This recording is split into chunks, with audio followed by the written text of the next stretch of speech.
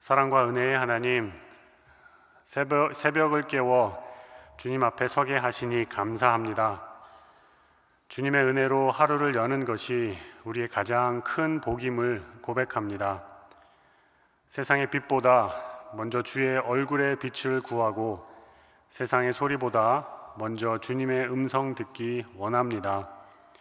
오늘도 우리의 마음을 정결케 하여 주시고 주의 은혜로 채워 주옵소서. 오늘 부른 찬송가의 고백처럼 오직 주 안에서만 참된 평안과 쉼을 누리게 하시며 세상의 파도 같은 근심과 염려가 우리를 삼키지 못하도록 붙들어 주옵소서. 자비의 하나님, 우리의 마음을 들여다보며 기도합니다. 겉으로는 괜찮아 보이지만 속으로는 미움과 갈등이 자리 잡을 때가 많습니다. 작은 말씨 하나에 상처 입고 작은 오해 하나에 분노가 자라나는 우리의 연약함을 불쌍히 여겨 주옵소서.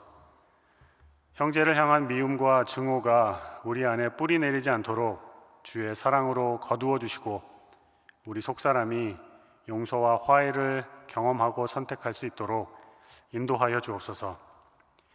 하나님, 또한 욕심에 사로잡히는 우리의 본성이 있음을 고백합니다. 더 가지려는 마음, 소유를 통해 안정을 얻으려는 마음이 우리를 붙들고 있습니다. 참된 만족은 오직 주님 안에만 있음을 기억하게 하시고 주님 안에서 자족하고 감사하는 삶을 살도록 인도하여 주옵소서. 늘 우리 속에서 자라는 교만을 제하여 주시고 주님 앞에 겸손히 무릎 꿇는 자 되게 하옵소서. 이웃을 향하여 손을 내밀 줄 아는 사랑의 손길을 지닌 이들 되기 원합니다. 하나님, 우리나라 대한민국을 위해 기도합니다. 지금 대한민국은 여러 어려움 가운데 있습니다. 사회적, 정치적인 갈등이 깊어지고 세대와 지역과 계층 간의 불신이 더해지고 있습니다. 주님, 이 땅을 불쌍히 여겨주셔서 화해와 평화의 은혜를 부어 주옵소서. 세계 경제의 흔들림 속에서 국가의 산업과 가정의 살림이 위축되지 않게 하시고 모든 어려움 가운데 주님 의지하는 길을 알게 하여 주옵소서. 우리나라 국민 모두를 긍휼히 여겨주셔서 삶의 필요가 채워지고 미래로 나아가는 희망이 되살아나게 하여 주옵소서. 특별히 여러 나라의 외교 관계 속에서 주님의 은혜로 이 나라를 붙들어 주시기를 간구합니다. 정치 경제적인 긴장 속에서 이 나라가 휘둘리지 않게 하시고 주님의 지혜로 우리나라를 붙들어 주셔서 슬기롭고 평화로운 길을 찾아갈 수 있도록 하나님 함께하여 주옵소서. 이 땅을 소망이 가득한 나라로 하나님의 도우심이 가득한 나라로 삼아 주시기를 기도하오니 하나님의 손길로 붙들어 주옵소서. 이 땅의 교회를 위하여 기도합니다. 이 땅의 교회가 세상의 소망이 되어야 하지만 세상의 불신을 받는 그런 현실을 지나고 있습니다. 교회는 우리들이 먼저 회개해서 말씀과 기도로 새롭게 할 수 있도록 인도하여 주옵소서. 세상의 욕심을 좇지 않고 오직 십자가 복음만 붙드는 삶을 살게 하옵소서. 성도들 서로 사랑하며 하나됨으로 세상 사람들이 우리를 통해 하나님을 보고 알게 하여 주옵소서. 주님의 몸된 교회가 성령 충만함으로 복음의 능력을 회복케 하시고 선교와 전도, 가르침과 섬김을 통해 예수님의 빛을 드러내게 하여 주옵소서. 우리 교회 청년부가 해외 단기 선교를 떠납니다. 청년들이 오늘과 내일에 걸쳐서 파라과이와 캄보디아를 향해 떠납니다. 파라과이를 방문하여서 그곳의 학생들에게 사랑의 복음을 전하고 캄보디아를 찾아가서 현지 교회와 사역자, 청년 어린이들과 주님 안에서 교제를 나누고자 합니다. 이 모든 여정을 통하여서 우리의 청년들이 언어와 문화의 장벽을 넘어 역사하시는 성령님의 인도하심을 깊이 경험케 하여 주옵소서. 여느 때보다 긴 여정 가운데 있지만 모든 이의 안전을 지켜주시고 팀이 하나 되어 성도의 연합을 누리게 하여 주실 줄 믿습니다. 우리의 작은 발걸음 통하여서 하나님 나라의 소망이 자라게 하시고 하나님과 동행하는 큰 기쁨 누리게 하여 주옵소서. 교회의 환우들을 위하여 기도합니다. 오늘 전립선 암 수술을 받는 집사님 기억하여 주옵소서. 갑작스럽게 암 판정을 받아서 놀랐지만 하나님께서 수술의 일정을 앞당겨 주셔서 빠르게 수술을 받게 되었습니다. 로봇 수술을 통하여서 모든 암세포가 깨끗하게 제거되게 하여 주시옵소서. 수술 마치고 회복되는 여정 가운데에도 주님 함께하여 주셔서 건강하게 회복되는 은혜를 주옵소서. 이를 위하여 기도하는 권사님과 자녀들에게 하나님 허락하시는 평안함에 거할 수 있도록 붙들어 주옵소서. 또한 오늘부터 항암을 시작하는 권사님을 위해 기도합니다. 매주 12회 항암제 투약을 받고 3주마다 면역 항암제 투약을 진행합니다. 부작용 없이 항암제가 잘 맞아서 모든 암세포가 제거될 수 있도록 도와주시옵소서. 항암을 잘 마치고 수술의 여정까지 순적하게 진행될 수 있도록 주님 인도하여 주옵소서. 권사님의 몸과 마음을 강건하게 하여 주셔서 은혜 가운데 모든 여정 잘 감당할 수 있도록 하늘의 힘을 허락하여 주옵소서. 이제 하나님 말씀 앞으로 나아갑니다. 아모스서의 말씀을 통하여 우리에게 말씀하여 주실 때 주님의 말씀 아멘으로 받기 원합니다. 말씀과 찬송과 기도로 예배하는 삶 가운데 하늘에서 허락하시는 삶의 능력이 있게 하여 주옵소서. 이 모든 말씀 예수님의 이름으로 기도드립니다. 아멘. 하나님께서 오늘 우리에게 허락하시는 말씀은 아모스 1장 11절부터 2장 5절까지의 말씀입니다. 아모스 1장 11절부터 2장 5절까지 함께 한 목소리로 읽겠습니다. 여호와께서 이와 같이 말씀하시되 에돔의 서너 가지 죄로 말미암아 내가 그 벌을 돌이키지 아니하리니 이는 그가 칼로 그의 형제를 쫓아가며 긍휼을 버리며 항상 맹렬히 화를 내며 분을 끝없이 품었음이라. 내가 대만에 불을 보내리니 보스라의 궁궐들을 사르리라. 여호와께서 이와 같이 말씀하시되 암몬 자손의 서너 가지 죄로 말미암아 내가 그 벌을 돌이키지 아니하리니 이는 그들이 자기 지경을 넓히고자 하여 길르앗의 아이벤 여인의 배를 갈랐음이니라. 내가 라빠성에 불을 놓아 그 궁궐들을 사르되 전쟁의 날에 외침과 회오리 바람의 날에 폭풍으로 할 것이며 그들의 왕은 그 지도자들과 함께 사로잡혀 가리라. 여호와께서 말씀하셨느니라.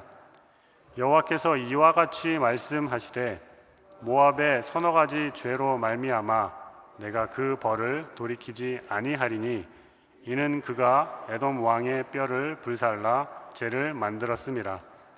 내가 모압에 불을 보내리니 그리옷 궁궐들을 사르리라. 모압이 요란함과 외침과 나팔 소리 중에서 죽을 것이라. 내가 그 중에서 재판장을 멸하며 지도자들을 그와 함께 죽이리라. 여호와께서 말씀하시니라. 여호와께서 이와 같이 말씀하시되 유다의 서너 가지 죄로 말미암아 내가 그 벌을 돌이키지 아니하리니 이는 그들이 여호와의 율법을 멸시하며 그 율례를 지키지 아니하고 그의 조상들이 따라가던 거짓 것에 미혹되었음이라. 내가 유다에 불을 보내리니 예루살렘의 궁궐들을 사르리라. 아멘.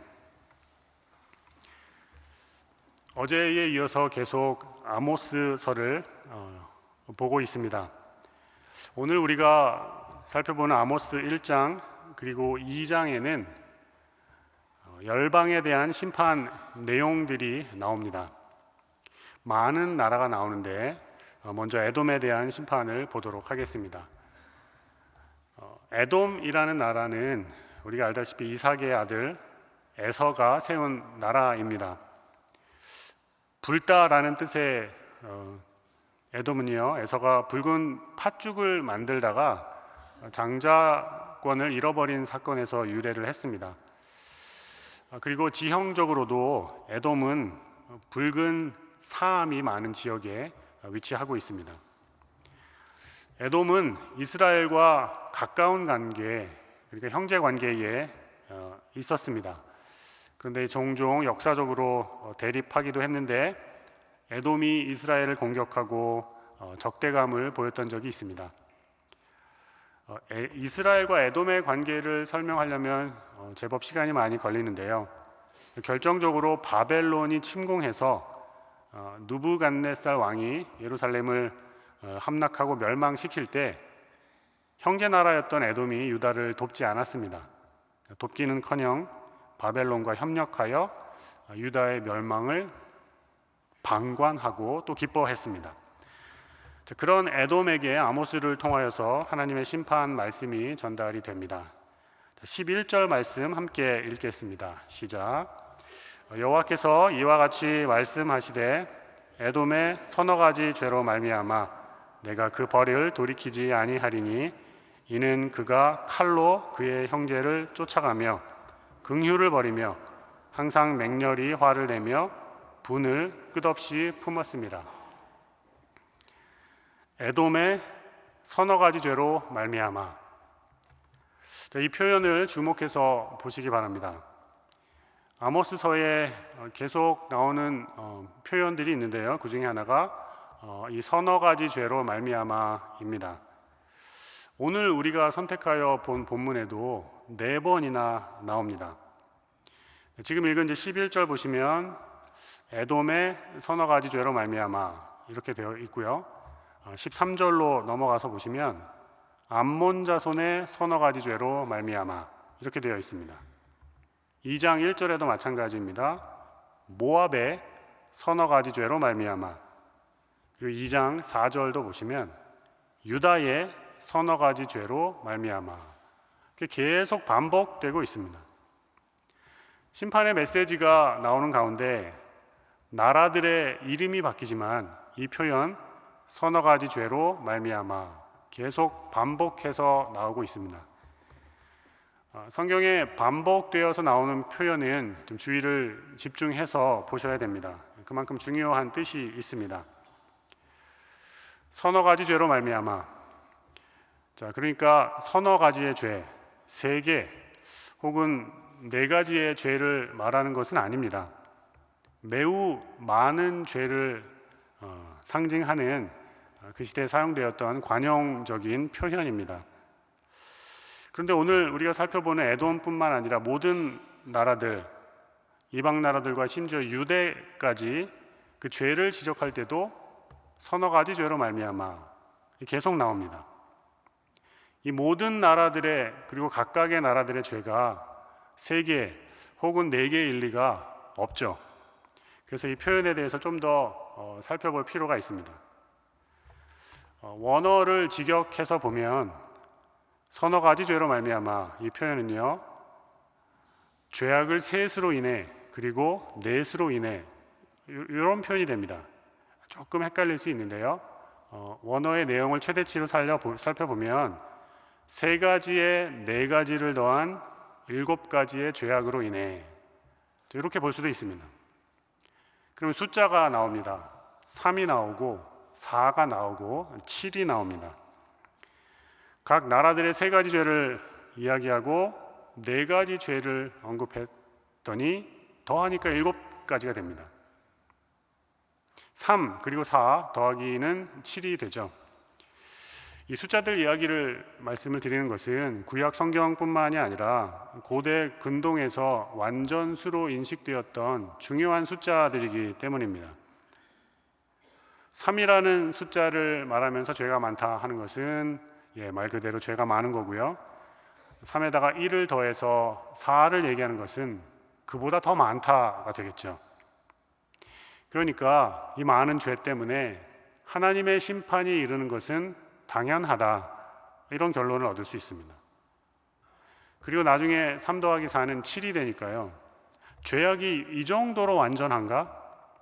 도대체 어떻게 할 수 없을 정도로 죄악이 완전하게 쌓여 있나? 이런 묵상도 가능해집니다. 각 나라의 죄악이 차고 넘치는 상태가 되었으니 그래서 하나님의 심판은 불가피하다.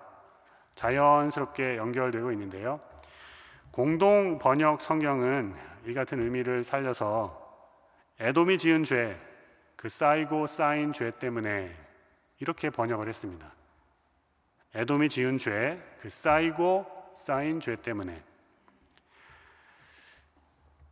그리고 동시에 이 표현을 보시면 굉장히 역설적인데요. 하나님의 오래 참으심을 우리가 엿볼 수 있는 표현이기도 합니다. 하나님은 공의로 세상을 다스리는 분이십니다. 그리고 긍휼과 자비가 많으신 분이시죠. 죄인이 회개하기를 기다리고 또 기다려주시는 그런 분이십니다. 하나님께서 에돔을 그리고 여러 나라들을 심판하기로 결정하시기까지 그들의 죄가 서너 가지, 그러니까 수없이 반복되어 쌓이고 쌓일 때까지 인내하고 기다리셨다라는 뜻이 됩니다. 그러니까 이 표현은 하나님의 인내를 또한 보여준다.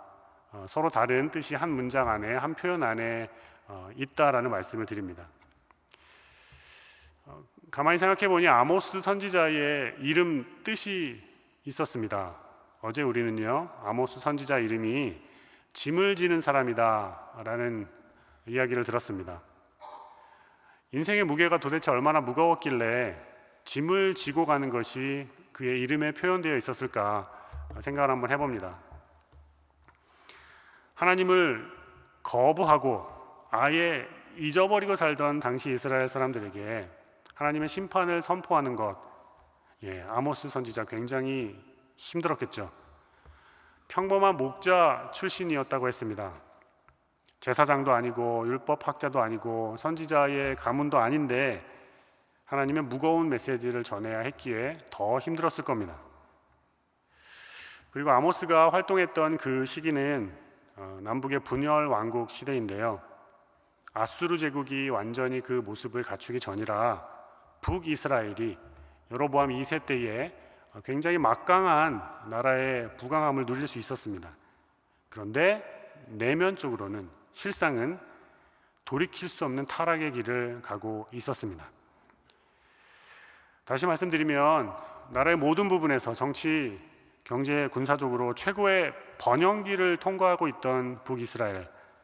그런데 도덕적으로, 종교적으로는 타락이 극심하였던 그 시기에 그 백성들에게 심판 메시지를 전해야 합니다. 그러니 그의 인생이 무거울 수밖에 없습니다. 세상의 부강함과 번영에 빠져있는 백성들에게 회개하십시오. 돌이키십시오. 안 그러면 하나님의 심판이 임할 것입니다. 이런 말을 하는 것은 보통 어려운 일이 아니었을 것이다 상상해 봅니다. 동시에 생각해 봅니다. 조금 어린아이 같은 묵상이 될 수도 있겠지만요. 왜 꼭 심판이 있어야 할까? 왜 회복은 심판 이후에나 주어질까?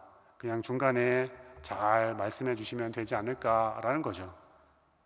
그런데요, 심판에 이르기까지 사람들에게 회개하고 돌이킬 수 있는 시간을 정말 넉넉하게 주셨습니다. 이것을 잊어서는 안 됩니다. 인내하고 그래서 그 죄악이 쌓이고 쌓일 때까지 기다려주신 하나님의 시간이 선행하고 있습니다. 그런데 사람들이 망각하는 겁니다. 별일 없잖아. 괜찮네. 지금 좋잖아. 우리는 하나님의 백성이어서 하나님이 우리를 사랑해 주시지. 이렇게 부강함 가운데 하나님을 떠나기 시작합니다. 세상에 물들어가기 시작합니다. 그래서 타락합니다. 그 모든 시간 끝에 하늘의 심판이 반드시 임할 수밖에 없구나. 그래야 돌이키겠구나. 이거를 아모스 선지자가 깨닫게 됐겠죠. 그 죄가 쌓이고 또 쌓이고 있었기에 하나님도 어쩔 수 없으셨겠구나. 그들을 되돌리기 위해서는 심판이 필요하겠구나. 이 무게감이 선지자에게 있었을 것입니다. 자, 그 무게감으로 심판 메시지를 전합니다. 11절 후반부 보시면요, 이렇게 되어 있습니다. 이는 그가 칼로 그의 형제를 쫓아가며 긍휼을 버리며 항상 맹렬히 화를 내며 분을 끝없이 품었습니다. 어마어마한 내용이죠. 이걸 원어로 보시면 그가 칼로 쫓아갔다 그의 형제를, 그리고 그가 버렸다 그의 긍휼을, 그리고 그가 불태웠다 항상 그의 화를, 그리고 그의 분노가 그를 계속했다 끝없이, 이렇게 됩니다. 느낌이 많이 다릅니다. 그리고 제일 마지막에 끝없이 라고 표현된 단어를 보니 아모스가 에돔에 대한 심판을 선언하고 있는 순간까지 에돔이라는 나라는 계속해서 죄를 짓고 있었다, 이런 뉘앙스가 있습니다. 당시에까지 저질러진 죄뿐만 아니라 심판이 선포된 그 이후에도 죄를 저지를 것이다 라는 것으로 연결이 됩니다. 서너 가지 죄로 인하여 에돔의 죄악이 쌓이고 지금뿐만 아니라 심판 메시지 이후에도 계속 쌓이고 있음을 우리가 보실 줄 알아야 되겠습니다. 형제를 칼로 쫓아가며 긍휼을 버리고 끝없는 분노를 품고 있다. 형제를 향하여 무자비하게 끊임없는 복수심으로, 그리고 끝없는 분노를 지속하고 있다. 바로 하나님의 심판을 불러온 죄 되겠습니다. 이제 암몬에 대한 심판을 보도록 하겠습니다. 나머지 나라는 조금 빠르게 보겠습니다. 13절 보시면 이렇게 되어 있습니다. 자, 함께 읽겠습니다. 시작. 여호와께서 이와 같이 말씀하시되 암몬의 자손의 서너 가지 죄로 말미암아 내가 그 벌을 돌이키지 아니하리니 이는 그들이 자기 지경을 넓히고자 하여 길르앗의 아이벤 여인의 배를 갈랐음이니라. 문장을 읽기만 해도 끔찍한 죄가 나옵니다. 땅을 더 얻고자, 자기 세력을 확장하고자 연약한 생명을 무참히 짓밟고 있습니다. 자신의 이익을 위해서 태중의 생명까지 함부로 대하는 잔인함을 보이고 있습니다. 하나님께서 이에 대해서 벌을 돌이키시지 않겠다라고 말씀을 하십니다. 바로 넘어가서 2장 1절을 봤더니요, 모압의 죄가 나오는데 암몬의 죄에서 한 걸음 더 나아갑니다. 2장 1절을 보시면 그가 에돔 왕의 뼈를 불살라 죄를 만들었다, 이런 표현이 나옵니다. 단순히 전쟁에서 사람을 죽인 것으로 그치지 않고 죽은 자의 시체를 모욕하고 인륜을 거스리는 행위를 한 겁니다. 사람에 대한 모욕이 아니라 창조주 하나님에 대한 도전까지 이어질 수 있습니다. 하나님은 생명의 주인이시고 인간은 하나님의 형상으로 지은 바 되었는데 죽음 이후라 할지라도 함부로 대해서는 안 되죠. 모압은 죽은 자를 철저히 유린함으로써 하나님의 심판을 자초합니다. 우리 시대의 말로 생명경시의 풍조라고 말씀드릴 수 있겠습니다. 하나님의 형상으로 지음받은 사람인데 존중받아야 하는데 죽음을 매우 가볍게 여기거나 사람을 도구화하고 어떤 대상으로, 거래 대상으로 삼는 겁니다. 그리고 마지막으로 2장 4절로 넘어가 보시면 유다에 대한 심판 내용이 나옵니다. 2장 4절을 보시면 이는 그들이 여호와의 율법을 멸시하며 그 율례를 지키지 아니하고 그의 조상들이 따라가던 거짓 것에 미혹되었음이라, 이 이야기가 나옵니다. 이방 나라들의 죄는 사람과 사람 사이에 있는 어떤 죄악이라고 할 수 있지만 하나님의 백성 유다의 죄는 완전히 다릅니다. 하나님의 말씀을 버렸다입니다. 율법을 멸시한 것, 하나님의 규례를 가볍게 여긴 것입니다. 이 죄는 더 무겁습니다. 왜냐하면 유다는 하나님을 아는 백성이기 때문입니다. 하나님을 잊고 거짓 풍습을 따르고 우상 숭배의 길을 따랐습니다. 그래서 하나님은 예루살렘을 궁궐까지 불태울 것이다 라는 심판을 말씀하십니다. 짧게 죄악들을 이렇게 봤는데요, 오늘날의 우리를 보시기 바랍니다. 우리가 신앙생활을 하는데 세상의 전통이나 세상의 가치에 더 끌려가고 있지는 않은가, 하나님 말씀보다 사람들의 흐름에 더 휩쓸려 가고 있지는 않은가. 이게 바로 유다의 죄와 연결이 됩니다. 오늘 본문을 보시면서 서너 가지 죄로 인하여 죄가 굉장히 많았다라는 거죠. 세 가지를 한번 나누고자 합니다. 우선요, 하나님은 모든 나라와 민족의 죄를 아시고 심판하십니다. 오래되고 또 은밀하고 남들이 잘 모르는 것이라 할지라도 하나님 앞에 드러나고 그리고 심판은 피할 수 없습니다. 그리고 하나님의 심판은 충동적이지 않습니다. 서너 가지 죄로 말미암아 기다리시고 참아주시고 인내하고 인내하신다 했습니다. 우리 하나님은 그렇게 하십니다. 그럼에도 돌이키지 않으면 하나님의 심판이 있을 겁니다. 그리고 마지막으로 하나님은 우리가 회개하기를 원하십니다. 오늘 본문에 나오는 모든 나라들이 궁극적으로는 마지막에 이르러 심판을 당했습니다. 굉장히 완악했기 때문인데요. 그러나 하나님은 그럼에도 불구하고 돌아오기를 원하십니다. 이것을 우리가 잊어버리면 안 됩니다. 오늘 우리에게 동일한 하나님의 부르심이 있다는 겁니다. 이 말씀을 통하여서 우리에게 경고를 주시는 것 같습니다. 형제를 향한 끊임없는 분노, 약자를 압제하는 무자비함, 생명의 존엄을 경시하는 태도, 그리고 제일 중요한 것은 말씀을 따르지 않는 삶, 세상에 미혹되는 삶, 이 모든 것은 하나님의 심판을 불러올 수 있습니다. 동시에 하나님은 우리에게 회개와 돌이킬 수 있는 시간을 넉넉하게 주시기도 합니다. 서너 가지 죄를 인하여 이 편 안에 있는 두 가지를 꼭 기억하여 주시기를 바랍니다. 그리고 무엇보다 우리가 은혜의 시간 안에 있음을 기억하시고 그 은혜의 시간 아래 오늘 하루도 지내실 수 있기를 바랍니다. 함께 기도하겠습니다. 하늘에 계신 우리 아버지, 아버지의 이름을 거룩하게 하시며 아버지의 나라가 오게 하시며 아버지의 뜻이 하늘에서와 같이 땅에서도 이루어지게 하소서. 오늘 우리에게 일용할 양식을 주시고 우리가 우리에게 잘못한 사람을 용서하여 준 것 같이 우리 죄를 용서하여 주시고 우리를 시험에 빠지지 않게 하시고 악에서 구하소서. 나라와 권능과 영광이 영원히 아버지의 것입니다. 아멘.